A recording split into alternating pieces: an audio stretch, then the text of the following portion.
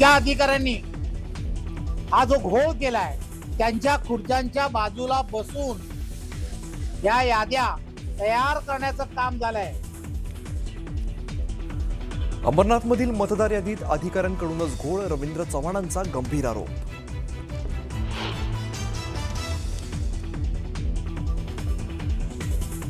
ठाकरे बंधूंचं निवडणूक आयोगाला पत्र, 21 दिवसात मतदार यादीतील घोळ दुरुस्त करा, नाहीतर निवडणूक पुढे ढकला, पत्रातून ठाकरेंची मागणी।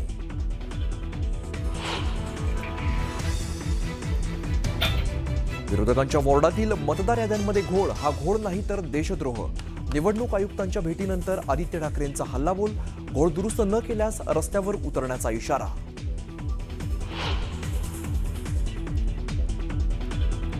विकासाच्या मुद्द्यावरून बोलताना अजित पवारांची जीभ घसरली। बीडमधील सभेला संबोधित करताना इतर पक्षातील नेते आणि त्यांच्या शहरांवरती आक्षेपार्ह भाषेत टीका।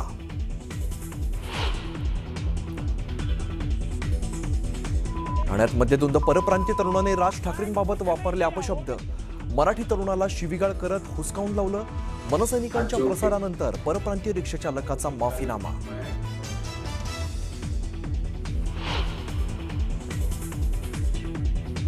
काम चालू आहे हे सगळं बोलत असताना आपल्यासोबत आपला एक व्यक्ती नाही याची जाणीव पण होते। परळीतील प्रचार सभेत धनंजय मुंडेंना वाल्मिक कराडची आठवण, जगमित्र कार्यालय चालू आहे पण एक व्यक्ती नाही, मुंडेंचं वक्तव्य।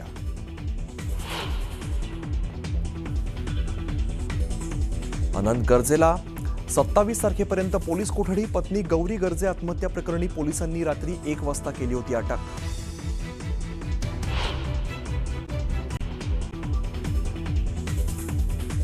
आणि भारतीय महिला कबड्डी संघाने रचला इतिहास, अंतिम सामन्यात चायनीज तैपैच्या संघावरती मात करत पटकावलं विश्वविजेतेपद।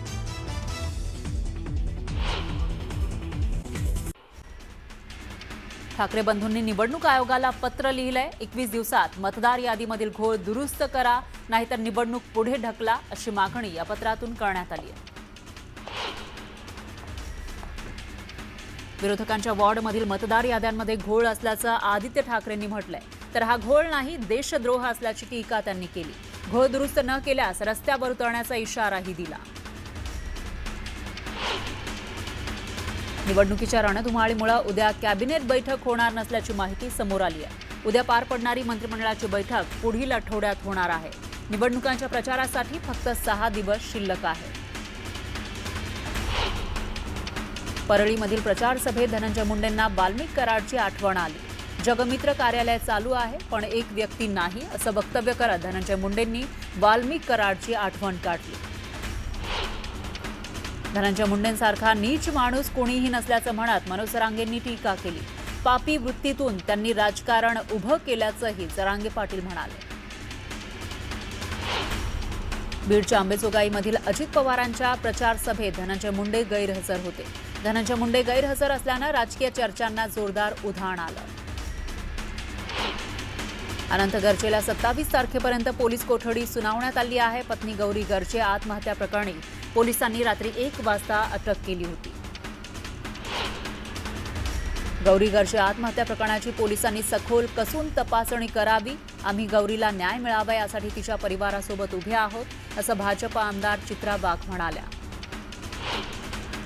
युगेंद्र पवारांनी केलेले आरोप अजित पवारांच्या राष्ट्रवादीनं फेटाळले।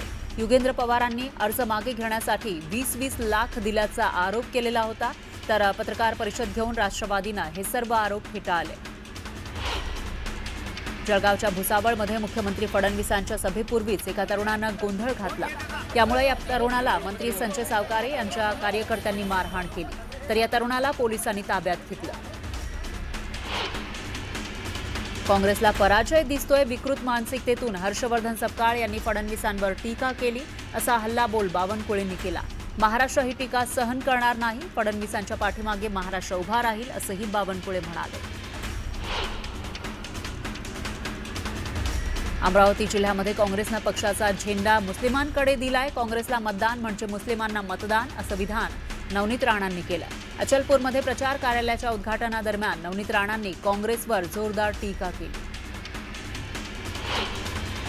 अहिल्यानगर जिल्हा सहकारी मध्यवर्ती बँकेच्या अध्यक्षपदी माजी आमदार चंद्रशेखर घुले पाटलांची बिनविरोध निवड झाली. भाजप आमदार शिवाजी कर्डिले यांच्या निधनामुळे जिल्हा बँकेचं अध्यक्षपद रिक्त झालं होतं. त्यामुळे अजित पवारांचे खंदे समर्थक असणारे चंद्रशेखर घुले यापुढे बँकेचा कारभार पाहणार आहेत.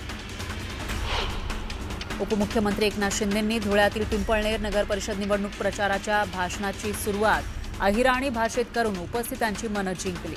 यावेळी बोलताना काही लोकांना जमाल गोटा दिला पाहिजे अशी खोचक टीका शिंदेंनी उद्धव ठाकरेंवर केली. सटाण्यात महायुतीच्या उमेदवारांसाठी एकनाथ शिंदेंच्या प्रचार सभेचं आयोजन करण्यात आलं होतं. तर डोंगराळे इथल्या आरोपीला फाशीची शिक्षा दिल्याशिवाय गप्प बसणार नाही असं यावेळी शिंदे म्हणाले. महायुतीच्या उमेदवारांना भरभरून आशीर्वाद देण्याचं आवाहन त्यांनी केलं. शिंदेंची शिवसेना पैशानं मतं खरेदी करते असा आरोप विनायक राऊतांनी केला. तर जव्हार आदिवासी भागामध्ये लोक थेट एका मताचा रेट विचारतायत असंही ते म्हणाले. नांदेडच्या कंधारमध्ये अजित पवारांच्या प्रचार सभेचं आयोजन करण्यात आलं होतं. यावेळी एका कार्यकर्त्यानं आरक्षण उपवर्गीकरणाची मागणी अजित पवारांकडे केली. दरम्यान कार्यकर्त्याला पोलिसांनी ताब्यात घेतलं. गोंदियामध्ये भाजपच्या परिणय फुकेंनी नकली भगवा म्हणत शिवसेनेच्या उमेदवारांवर टीका केली. तर आम्हीच असली भगवा आहोत आणि आमच्यामुळे तुमचं अस्तित्व आहे या ठिकाणी टिकून असल्याचं म्हणत राजीव ठाकरेले यांनी प्रत्युत्तर दिलं.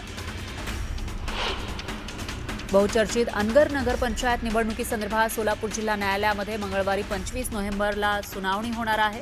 या प्रकरणाची सुनावणी झाल्यानंतर बुधवारी या प्रकरणावर निर्णय येण्याची शक्यता उज्ज्वला थिटेंच्या वकिलांनी व्यक्त केली आहे. बुलढाण्यामध्ये वंचितच्या संगीता हिरोडे यांनी शिवसेनेच्या उमेदवार पूजा गायकवाडांना पाठिंबा दिला. शिवसेनेला पाठिंबा दिल्यानंतर त्यांनी काँग्रेसवर जोरदार टीका केली. वडील एका पक्षात मुलगी दुसऱ्या पक्षात लोह्याचा नवीन पॅटर्न राज्यामध्ये जातोय अशी टीका भाजप खासदार अशोक चव्हाण यांनी राष्ट्रवादीचे आमदार प्रताप पाटील चिखलीकरांवर केली. अजित पवारांनी आणलेल्या लाडकी बहीण योजनेवर टीका करणाऱ्यांना आष्टा नगर परिषद निवडणुकीमध्ये जागा दाखवा असं वक्तव्य राष्ट्रवादीचे प्रदेशाध्यक्ष सुनील तटकरे यांनी केलं. प्रचार सभेत बोलताना तटकरेंनी महाविकास आघाडीवर टीका केली आणि घड्याळाला मतदान करण्याचं आवाहन केलं. मंचर नगरपंचायत निवडणुकीमध्ये भाजपमध्ये 2 गट पडले. यातील एक गट राष्ट्रवादीसोबत गेलाय तर नाराज गट स्वतंत्र निवडणूक लढणार आहे. अंबरनाथ नगर परिषद निवडणुकीच्या प्रचारासाठी काँग्रेस उमेदवारांनी रॅलीवर भर दिला. शिवसेना भाजप आणि महाविकास आघाडीमध्ये नगर परिषद निवडणुकीत कांटेकी टक्कर होणार आहे. सिंदखेड राजा नगर परिषदेच्या नगराध्यक्षपदाचे वंचितचे अधिकृत उमेदवार शेख जिलानी यांनी उमेदवारी अर्ज मागे घेतल्यापासून ते बेपत्ता असल्याचा आरोप सविता मुंडेंनी केलाय. राष्ट्रवादीचे जिल्हाध्यक्ष नझीर काझींनी हे अपहरण केलंय. या प्रकरणी पोलीस तक्रार दाखल करणार असल्याचंही सविता मुंडे म्हणाल्या. निवडणुका येतात जातात, मात्र शेवटी जनतेनं आपला विकास कोण करणार हे पाहिलं पाहिजे असं अजित पवार म्हणाले. राज्याला विकासाच्या दृष्टीनं कसं पुढे नेता येईल त्या दृष्टीनं महायुती काम करतंय. विकासासाठी पाठीशी उभे राहा असं आवाहन त्यांनी केलं.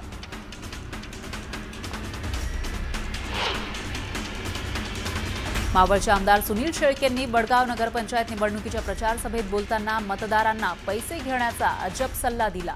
विरोधकांनी 10,000 5,000 दिले तर घ्या, नाही म्हणू नका असं विधान शेळकेंनी केलं.